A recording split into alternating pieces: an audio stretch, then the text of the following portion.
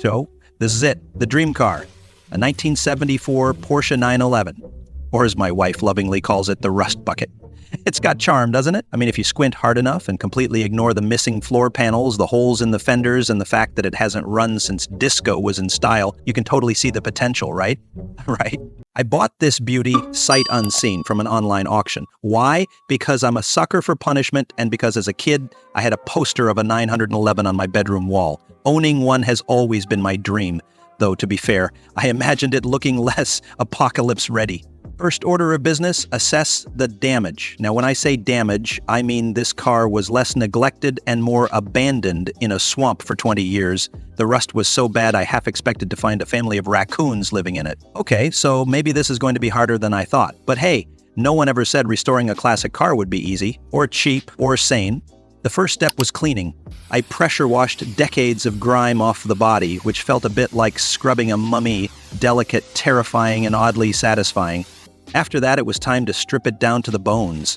Every bolt, every panel, every crumbly piece of upholstery had to come out. This bolt hasn't moved since Nixon was president. I've tried WD-40, a blowtorch, and sheer willpower, but it's still laughing at me. Ah, yes. Progress. Once the car was stripped down, it was time to tackle the rust. And let me tell you, there was a lot of it. Replacing panels was like performing surgery on a 50-year-old patient who'd smoked their whole life. Every cut revealed another problem. Every fix led to another discovery. Pro tip, always check for flammables before welding. Also, maybe don't wear your favorite shirt. Then came the engine, the heart of the beast. It hadn't run in decades, and when I opened it up, I found, well, something that looked more like a science experiment than a motor. But hey, nothing a complete rebuild can't fix, right?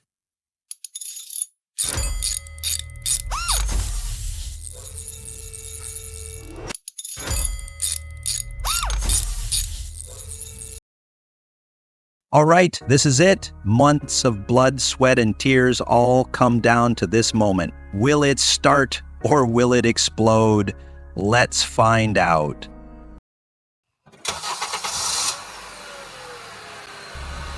It's alive! I feel like Dr. Frankenstein, except instead of stitching together body parts, I've been wrestling with German engineering for 6 months. This is the sound of victory, my friends, and possibly an exhaust leak, but we'll ignore that for now. The first drive. There's nothing quite like it. Sliding behind the wheel of a car you've poured your soul into is a feeling you can't put into words. But I'll try anyway. Every gear shift, every corner, every growl of the engine, it's pure magic. I swear I could feel the car thanking me. Or maybe that was just my ego talking. Either way, I've never been happier. This car isn't just metal and paint. It's a story. It's perseverance. It's proof that with enough time, effort, and questionable financial decisions, you can bring something back to life.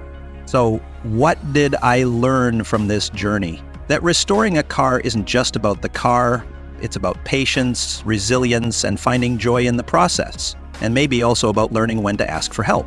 This Porsche 911 started as a rust-covered hunk of metal. Now, it's a classic car with a story to tell. My story. And honestly, I wouldn't trade it for the world. Well, unless someone offers me a new GT3, then we'll talk. Here's to rust, wrenches, and ridiculous dreams. See you on the road.